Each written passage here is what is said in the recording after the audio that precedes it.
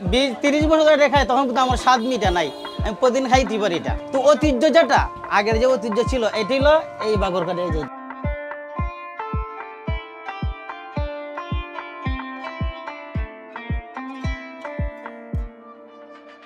মোহাম্মদ মোর্শেদ কামাল, দোকান আছে জোরফুল লাইন, ওয়ারি থানা পড়ছে।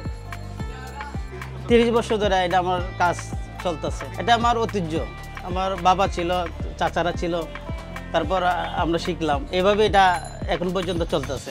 যেমন আমার ছেলেরা আবার আমি শিখাই দিচ্ছি এই সিস্টেমেই, এটা আমরা ঐতিহ্য ব্যবসা। এটা তখন ছিল 1 টাকা ছিল, ধরুন 1 টাকা ছিল, এখন 10 টাকা পিস চলতেছে। 50টা এটার মধ্যে সর্বপ্রথম আমরা একটা বল আছে, এটার মধ্যে ময়দা ডালি, তারপরে লবণ দেই, তারপরে এই তেল, এছাড়া আর কিছু নাই।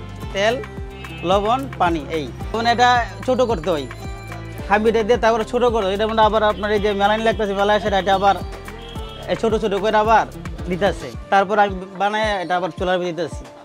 চুলার মধ্যে এটা এই যে এই সিস্টেমে আনা হয়, পাকায় আনতে হয়। এখন বর্তমানে মিষ্টি বানাইতেছি, নিমশুকা, তারপরে তিলের বাকরখানি।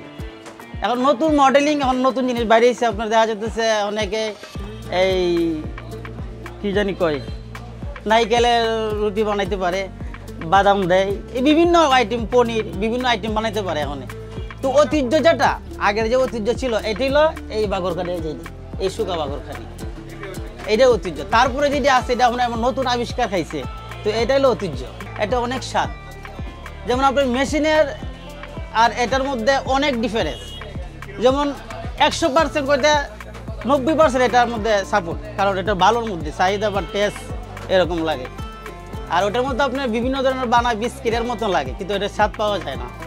তবে এখন বর্তমান যুগে যেটি চলতেছে, ওখানে ওই এটাই নিয়ে আবিষ্কার করতেছে যে মেশিনে অতি সহজে কাজটা করতে পারতেছে, তো ওখানে কম হয়ে যায়, কারণ কেজি হিসাবে বিক্রি হয়, 30-20 কেজির মতন যায়। এখন বর্তমানে চাহিদা দুটারই আছে, মিষ্টিও আছে, মিষ্টি ছাড়াও চাহিদা, এটার চাহিদা একটু বেশি হয়।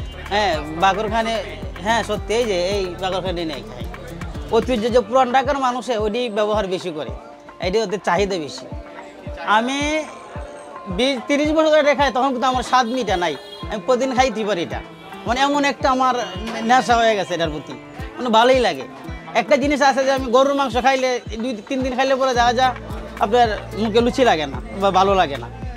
এই সিস্টেম, এই জিনিসটা আমার না খাইলে মানে খারাপ লাগে, তো এটা ভালো লাগে, খাইতে হবে, অনেক স্বাদ লাগে। এটা বোঝা বলতে পারবো না যে আমার স্বাদ লাগে কেমন। হ্যাঁ খাইছি, যেমন আমার দোকান আছে আরেকটা, আমার ভাইয়ের যে দয়াগঞ্জে বা নারিন্দা, অনেক খাই। তারপরে স্বাদ আশা করি সবার জন্য ভালোই, হয়তো আমরা একই কারিগর। যেমন দেখা যায় আমার ভাই আমার শিখছে বা আমি শিখছি ভাইয়েরতে, অলরেডি রুটিগুলো কোয়ালিটিটা আপনার হাতের মধ্যে।